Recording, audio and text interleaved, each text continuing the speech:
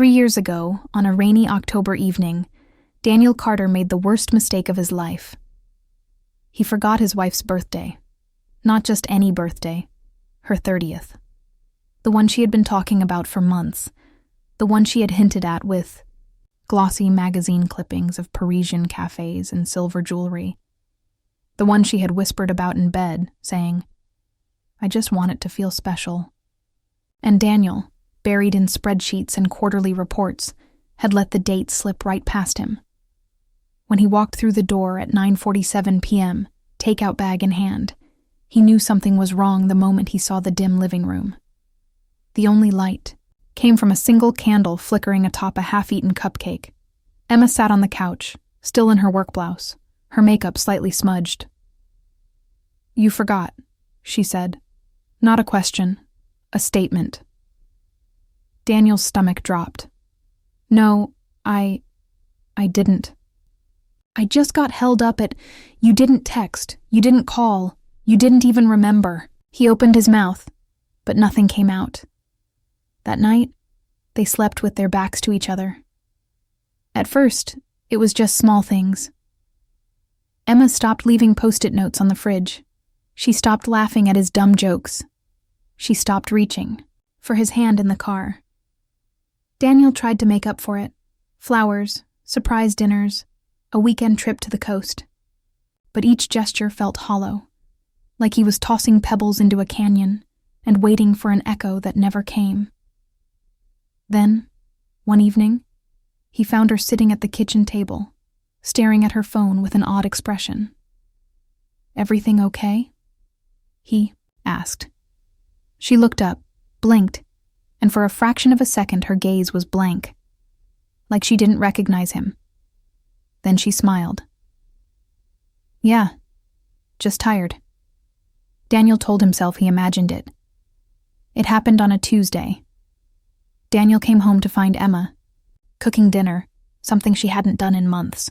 The apartment smelled like garlic and rosemary, and for a moment, he dared to hope things were getting better.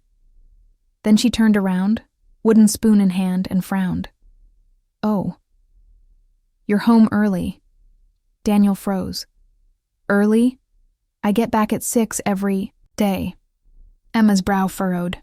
Then she laughed, a light, airy sound that didn't match the unease in her eyes. "Right. Sorry. Long day." That night, Daniel lay awake, staring at the ceiling, wondering if he was losing his mind. "Memory lapses can happen under stress," the doctor said, flipping through Emma's chart. Emma sat stiffly in the chair, arms crossed. "I'm not stressed."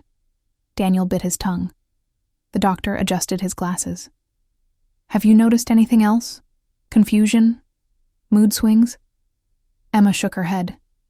Daniel hesitated. Sometimes she doesn't recognize me." Emma's head snapped toward him. "That's not true." The doctor's pen paused. The diagnosis came 6 months later. Early onset dementia. Daniel sat in the parking lot, gripping the steering wheel until his knuckles turned white. Emma stared straight ahead, silent. That night, he cooked dinner while she watched TV. When he set the plate in front of her, she looked up, confused. "Thank you. She trailed off, her eyes searching his face. Daniel's heart stopped. She didn't say his name. 1 year later, Emma sat by the window, wrapped in a blanket. Daniel knelt beside her, holding a photo album. "Remember this? Our honeymoon. In Greece?" Emma studied the picture. Then she looked at him, her eyes soft but distant. "You're very kind," she said. "But who are you?" Daniel swallowed the lump in his throat. "Nobody important," he whispered. And for the first time in years, she smiled at him like she used to, bright and unburdened. 3 years ago, he forgot her birthday. This year, she forgot his name. And in the quiet spaces between remembering and forgetting, love lingered. Not in grand gestures, but in the way he still tucked the blanket around her shoulders every night, even when she no longer knew why.